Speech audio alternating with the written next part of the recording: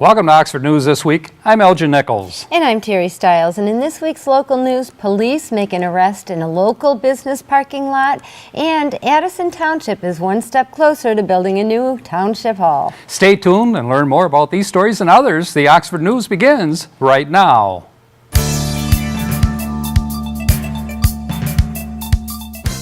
Oakland County Sheriff's deputies arrested a local woman in the Myers parking lot after a routine license check.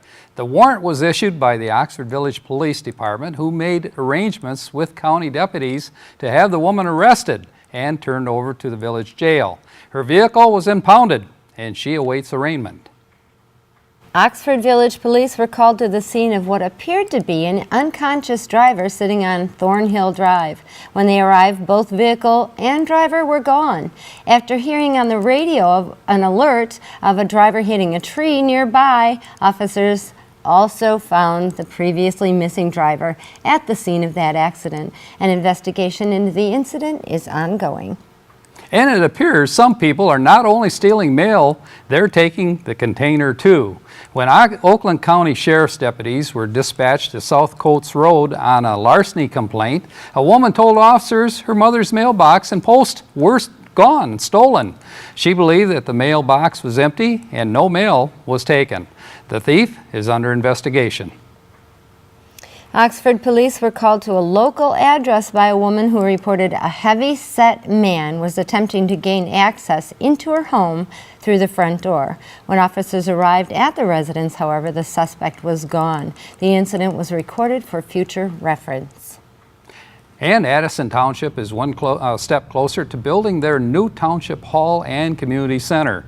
Addison trustees approved architect David Gason as construction manager for the $1.5 million project. 5 companies submitted construction bids, but 2 stood out.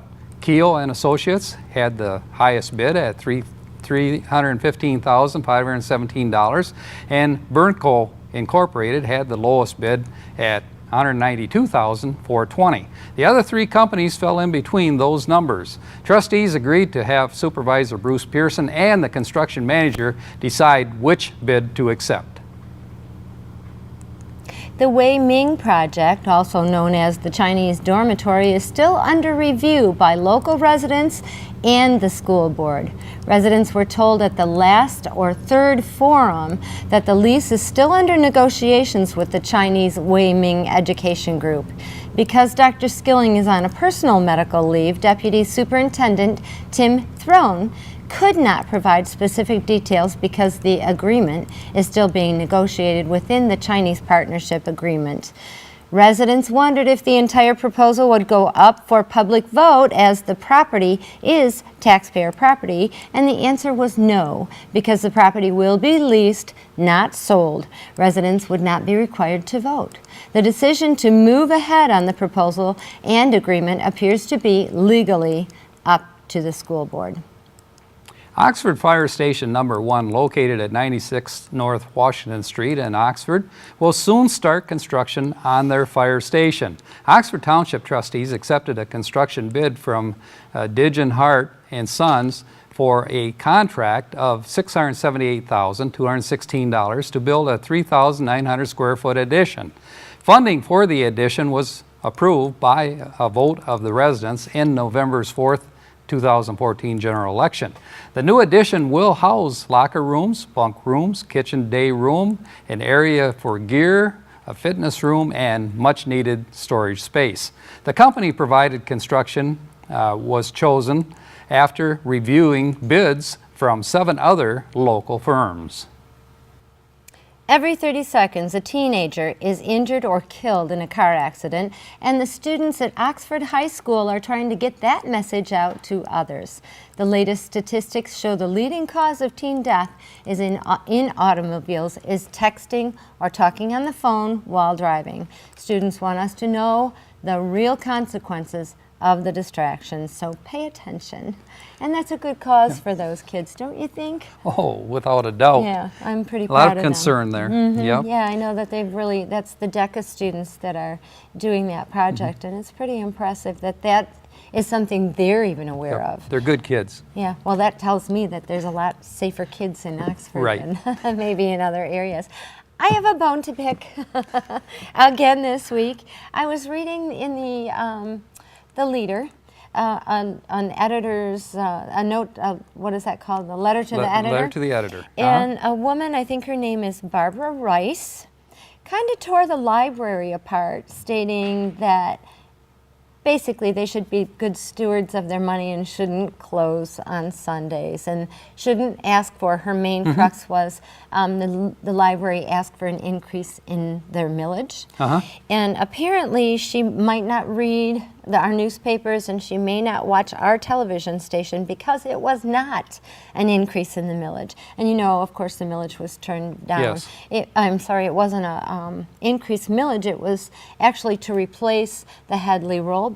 20 years ago, and maybe she doesn't know this, Oxford, the community of Oxford, approved 20 mils for this library, and it's now back to like 14. It wasn't an increase. And the fact that they have a big general fund just makes it look worse, but that general fund is earmarked, and that's one of the messages I want to get across. If you have a big general fund, you should earmark it for whatever your projects you have in mind. But all that I want to say is maybe she should watch our programs more often. Minutes by Minutes covered that thoroughly. The meetings are available on our website, occtv.org, and go to programs, and you can watch any meeting in this community. Yep. And Now, you did mention the general fund, and of course that is a healthy point, you know, is that if you have a good general fund, you're going to be solvent for some time. I think the director of the library has been very conscientious in controlling expenses and so forth, but it's an issue, and it certainly is your opinion. So. Well, and I kind of wanted to flow that message over to if people want to criticize, maybe they should attend the meetings at least and have their input. I know that the Oxford Township Library meetings are public. Every meeting in this community is public. Or maybe even run to be on one of those boards and make your opinion work for you. I'm sure that we'll be getting lots of communications on this one. I hope so. I challenge people. It's okay to sit there and write letters to the editor. It really is. But be as informed as you possibly can be about how your dollars are being spent. And I had a great conversation with Brian this week. They have repairs on that building that need to be done. They have staff that need to be paid. And is she aware of what kind of raises these staff have gotten? And they haven't. She also mentioned that they're having to let go of staff. They haven't let go of any staff. The library is the best cultural hub in our community, and I don't think that they need a black eye. And I don't think people need to poke at them when they're trying to. I think in defense, I think that was one of the issues that came up, is that might be a possibility that staff might be reduced. I don't think that's going to happen, because I think the director, you know, knows what needs to be done in order to make it efficient. He'll make it run, you know, as efficient as he did before. Well, that board is a really good steward of those funds, and they, of course, are going to look at all the possibilities. You on the village council looked at that possibility too. There has to be some places that you can cut. That doesn't mean that's what's going to happen. But boy, oh boy, that got my dander up. I can Be tell. involved in the community meetings. That's Oxford News this week. If you'd like to learn more about these stories and others, stop by your local store and pick up a copy of the Oxford Leader newspaper, or better yet, catch us here on OCTV. This is OCTV, where your news is closer to home. And coming up next on OCTV, Oxford Local Sports with Andy Curtis, and Oxford School News with John Ochins. And join us with Auto Talk and Science in the News with Dave Kenny. I'm Terry Stiles, and this is Oxford News This Week, where your news is closer to home. And I'm Elgin Nichols. Remember, always be kind to your friends and neighbors, and thanks for watching.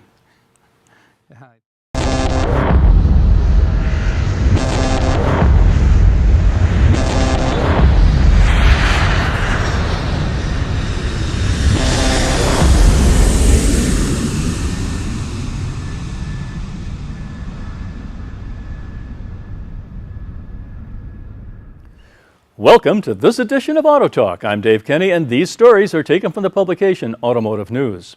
In our first story, plans to upgrade a paint shop at a Chrysler Group factory in Detroit will leave the Jeep Grand Cherokee and Dodge Durango colorblind for a couple of months. The automaker informed dealers it's suspending orders on the Jeep Grand Cherokee and Dodge Durango in any color other than black, white, silver, or gray until at least February. The cause? The paint shop at the company's super busy Jefferson North Assembly Plant in Detroit is being upgraded to allow for more complex colors. More importantly for dealers, the upgrade to the paint shop will mean that the plant will suspend production for 3 weeks beginning December 22nd, the first time that the factory has shut down for such an extended period in several years. So you'll have to wait.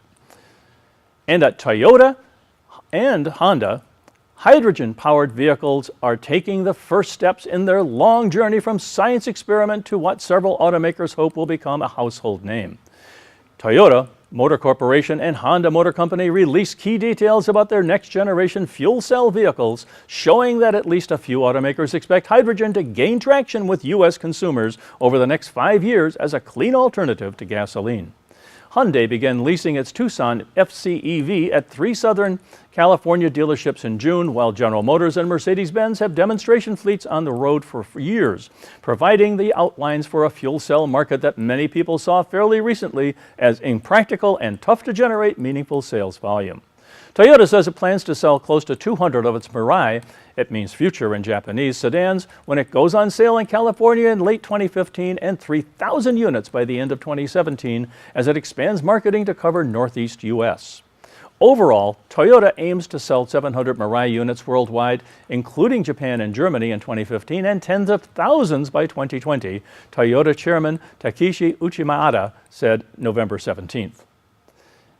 In the U.S., Toyota will match Hyundai's lease terms, payments of $499 over 36 months, but will offer the Mirai for purchase at $57,500. Leases will require a payment of $3,649 at signing, Toyota said. Projected federal and California state incentives will shave about $13,000 from the sticker price, putting the final cost to consumers at under $45,000, a price point that sat well with our focus group, says Bill Fay, Group President and General Manager of Toyota Division. Fuel will be provided at no cost to Mirai owners due to difficulties weighing and pricing the amount of hydrogen used to fill their tanks. When the gasoline-electric hybrid Prius was introduced in the U.S. in 2000, our dealers were apprehensive but trusted our vision, Fay said. Prius sales volume reached 5,500 units in its first 6 months on the market, and now it's a volume vehicle for Toyota. And on the recall front, the U.S. National Highway Traffic Safety Administration is calling for a nationwide recall of vehicles with faulty driver airbags made by Takata Corporation that were being called back only in high humidity areas up to now. The agency said it decided to ask for the broader recall after a recent airbag failure in North Carolina that's outside the regional effort. The government this week contacted vehicle manufacturers and the Japanese safety system supplier about expanding the recall, said David Friedman, NHTSA's deputy administrator, in a conference call with reporters. The recalls would affect vehicles produced in the model year 2008 or before, Friedman said. NHTSA confirmed that the nationwide recall includes Ford, Honda, Chrysler, Mazda, and BMW vehicles, and other automakers could be added later. We're requesting additional data from Takata and auto manufacturers to determine the full scope of the issue, a NHTSA spokesman said in an email. And still on the recall front, Ford Motor Company says it's recalling about 65,000 Fusion sedans in North America because of a programming issue in the instrument cluster that puts the car at risk of rolling away. Ford said the key can be removed from the ignition even if the transmission is not in the park position after the ignition is off. Ford said it's not aware of any injuries or crashes as a result of the issue, which can take place 30 minutes after the ignition is turned off. Affected are some 2014 and 2015 model Fusion sedans, including Ford's primary version, as well as energy and hybrid versions built through October 31st. Ford said about 56,500 of the Fusion sedans under the recall are registered in the United States. Well, that's all for this edition of Auto Talk. I'm Dave Kenny, and as always, may the wind be at your back as you cruise down life's highways. Stay tuned to Oxford Community Television, and we'll be right back.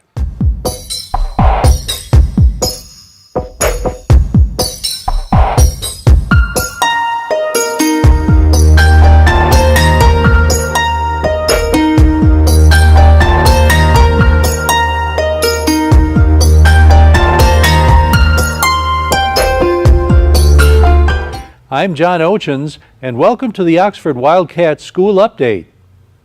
The third International Academy Forum took place last week. About 35 people came together at the Oxford Performing Arts Center. Deputy Superintendent Tim Throne fielded the questions. He wants to make sure people understand the expense angle when it comes to international travel. I wanted to make it clear because I didn't want people to think that, I was trying to pull something over them or whatever. When it comes to Wei Ming and the facility, all of those annual travel charges are paid for by them. But there are other reasons that people go to China as well as Mexico and other places where it is covered out of the school budget. Correct. Yeah. The new state assessment has been in the news lately. M-STEP is the name of it. It replaces the MEEP, otherwise known as the Michigan Educational Assessment Program test. That one has been around for 44 years, and you may have taken it.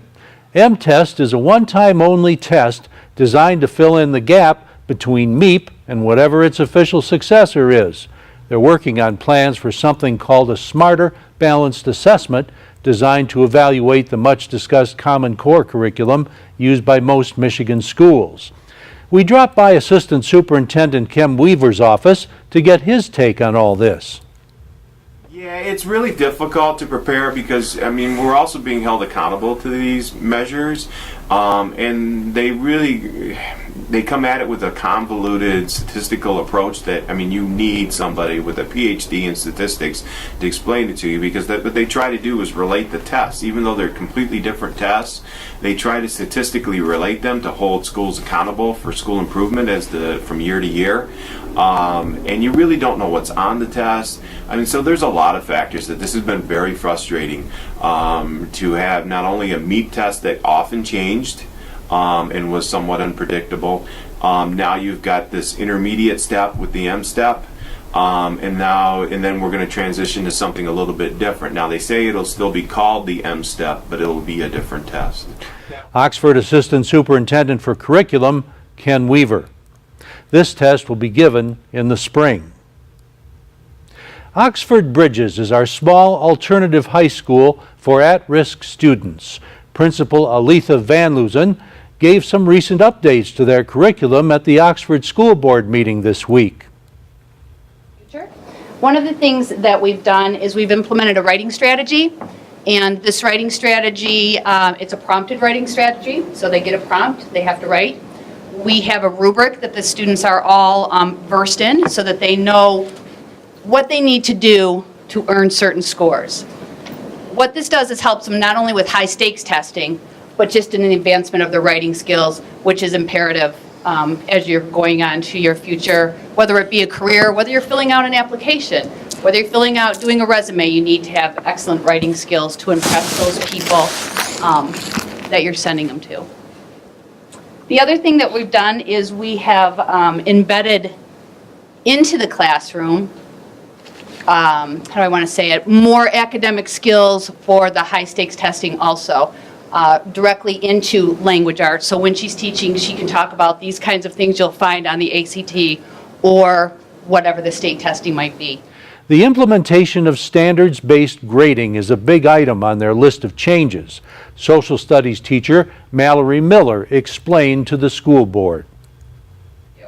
And so what we've done is we've created a rubric that's based solely on the standards themselves. So it's a 0 to 4 scale, 0 being you don't understand it, you can't show us you know anything about the standard or the focus question or the essential question of that unit. Up to a 4, which means that you understand all of the complex details. You can infer beyond them, you could possibly even teach a classmate.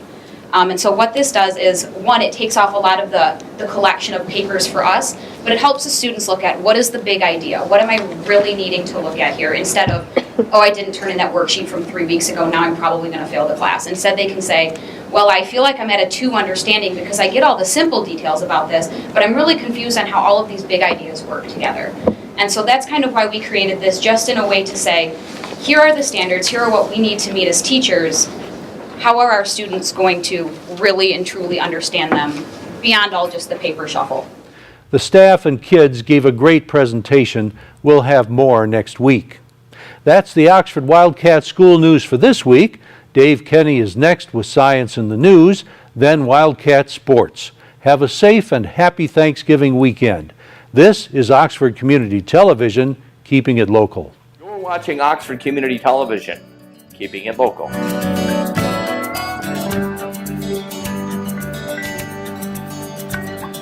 Hello, Wildcat fans. This is once again your Oxford Sports Update. Well, history was made in the Oxford athletic community this week with lacrosse standout Noah Groves being the first Wildcat ever to sign on to play college lacrosse. Groves, the second leading scorer in Oxford High School boys history with 178 points, will be playing for the University of Indianapolis this upcoming fall. Boys head coach Greg Norman said that he couldn't be happier for Noah to make the move to the next level and that he's coached a lot of kids, but few have worked as hard as Noah. So congratulations, Mr. Groves. The rest of the Oxford boys opened their 2015 season on March 9th. Now the boys' varsity baseball team got a new head coach with the promotion of Dave Hurrick. Hurrick, who was a varsity assistant in 2013, was named First Team All-Wolverine Hoosier Athletic Conference, All-Region, and NAIA All-American Honorable Mention in 2006. So he knows a little bit about what he's talking about when it comes to baseball. The varsity team starts their regular season play March 10th. And another new addition to the athletic offices is Deneen Kincaid, who has officially joined the athletic department as an administrative assistant. Now, Kincaid is replacing Tony Street, who retired back in October, and brings her experience from school counseling and coaching volleyball and coaching and playing volleyball to this athletic department. So congratulations to both of you on your new rules with the school. Over to college football, our Spartans had a pretty nice senior day on Saturday, beating visiting Rutgers 45-3. Senior running back Jeremy Langford ran for 126 yards with only 2 touchdowns, and senior receiver Tony Lippett became the 8th Spartan in school history to get over 1,000 receiving yards in a single season. And, just for good measure, he played on the defensive side of the ball as a cornerback for most of the game, actually not doing a pretty bad job breaking up a couple of passes. Now, they're going to play their final game of the regular season next Saturday at Penn State. Now, down the road, it was a different story for U of M as they lost their senior day game Saturday 23-16 to Maryland and remain 1 win away from being eligible for a bowl game. The Wolverines will play their arch rival Ohio State next Saturday to close out the season. Now, jumping to the pros, the Lions lost the second straight game Sunday to the New England Patriots 34-9, and for the first time since September 2000, they go back-to-back games without scoring a touchdown. Now, drop passes, missed throws were some of the common themes of the day, with Matt Stafford going 18 for 46 for only 264 yards and throwing one interception. And the offensive line was also a big part of the problem, losing left tackle Riley Reif early on in the game. Now, the Leos get another crack at it on Turkey Day with their annual Thanksgiving Day game as they play Chicago at home. Now, that brings us to today's word of the day, which is another hockey one, because let's face it, we could all learn a lot more about the game. Backhanded shot is in hockey when a shot is taken from the backside of the stick. Now, I'm Andy Curtis. Remember, you can catch all of our broadcasts of your favorite Oxford High School games between 1 and 6 right here on OCTV, or check us out online under the program section of OCCTV.org. And now make sure you follow us on Twitter at OCTV Sports. There you can follow us as we broadcast from all of your favorite Oxford High School sporting events. And also remember that this is your community station, so if you have an idea, shoot me an email at andrewcurtis23@gmail.com and put OCTV Sports in the subject line. And that was all the sports news you need to know. Thanks for watching and have a great week.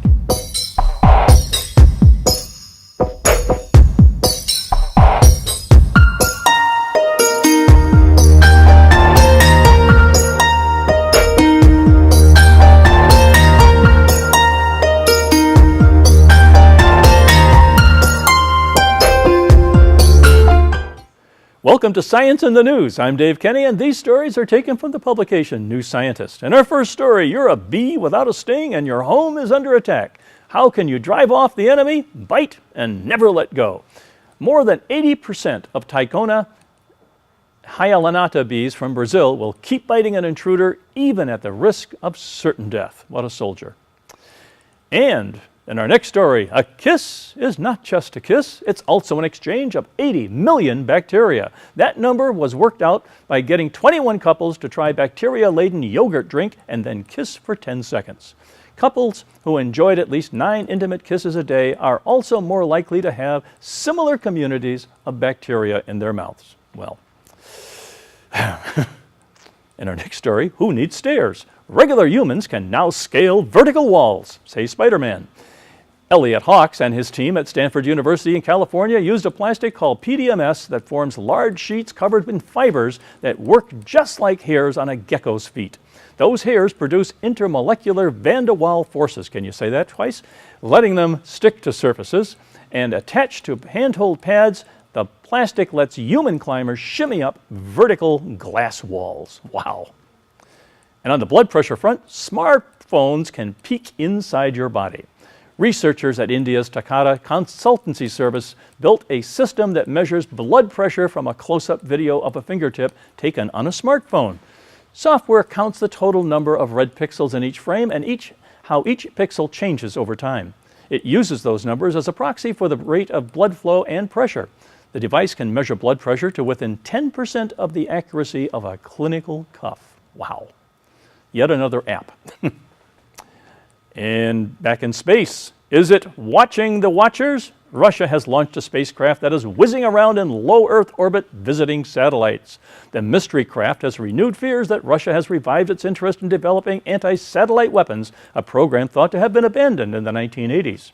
Space Object 2014-28E was launched from the Plesetsk Cosmodrome in northern Russia on May 23rd, along with 3 communication satellites. The U.S. Air Force Space Command is believed to be monitoring it closely. The 3 satellites that launched alongside it, Cosmos 2496, 2497, and 2498, are thought to be for military communications, says David Todd, an analyst with spaceflight data provider Sarah Data of Welford in the UK. The spacecraft, Cosmos 2499, is making regular changes to its orbit, including making a visit on October 28th to the Briz-M rocket stage that launched it, he says. A satellite-killing spacecraft, also known as an anti-satellite weapon or ASAT, needs to be able to carry out such maneuvers. Such a spacecraft could visit and cripple spy satellites, say, by placing a small disabling explosive charge on them or using a robot arm to disable their solar panels. Severing the solar arrays makes more sense, says Todd, because it creates less space debris which can harm all space users. Disabling the array kills the power supply, and once you lose that, you are dead. And as that we saw that with the Philae comet lander this last week. Space debris from ASATs is also already a threat. In 2007, China used a ground-air missile to destroy a defunct weather satellite. The shot caused international opprobrium, and the resulting shower of 3,000 pieces of debris is still troubling spacecraft. The International Space Station, for instance, needs to change its orbit regularly to avoid it. But there may be a more prosaic explanation for Cosmos 2499. Other nations, including the U.S., have spacecraft to carry out maintenance on satellites.